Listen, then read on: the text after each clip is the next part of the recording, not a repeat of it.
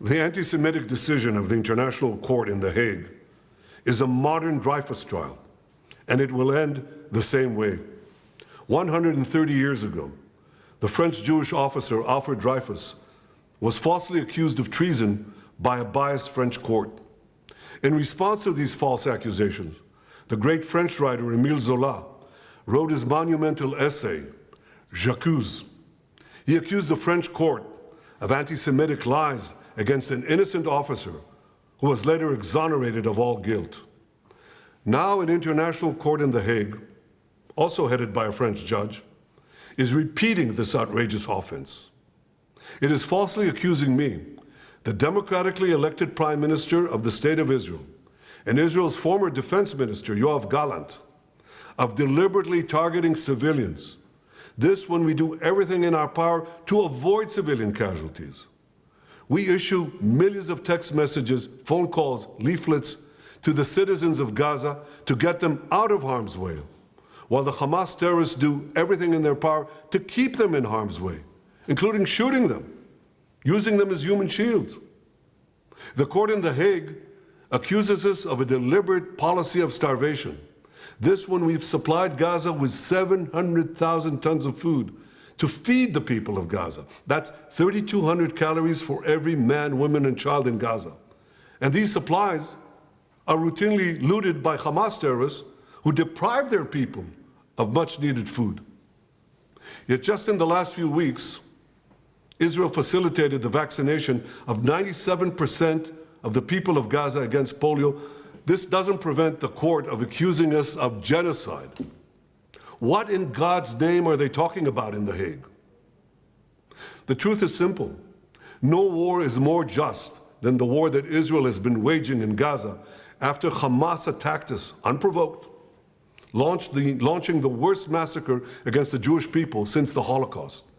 The decision to issue an arrest warrant against me, the democratically elected Prime Minister of the State of Israel, and our former Defense Minister, was made by a rogue prosecutor who's trying to extricate himself from sexual harassment charges, and by biased judges who are motivated by anti-Semitic sentiments against the one and only Jewish state.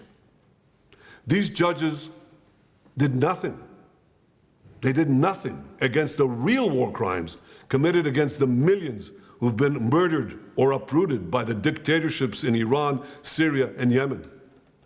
Instead, they falsely accused the one democracy in the Middle East, Israel, thereby imperiling the right of all democracies to defend themselves against murderous terrorists and tyrants. Nor did the court do anything against the Hamas terrorists who raped our women, beheaded our men, burned babies alive in front of their parents, and kidnapped hundreds of men, women, and children to the underground dungeons of Gaza. They're still holding 101 hostages, citizens of many lands, including the United States.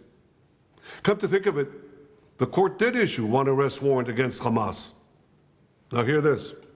They issued an arrest warrant against the corpse of the Hamas arch-terrorist Mohammed Deif.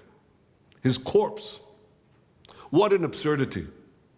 No biased anti-Israel decision in The Hague will prevent the State of Israel from defending its citizens.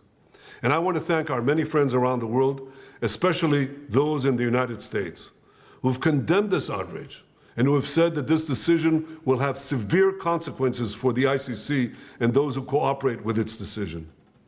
Israel will not recognize the validity of this decision.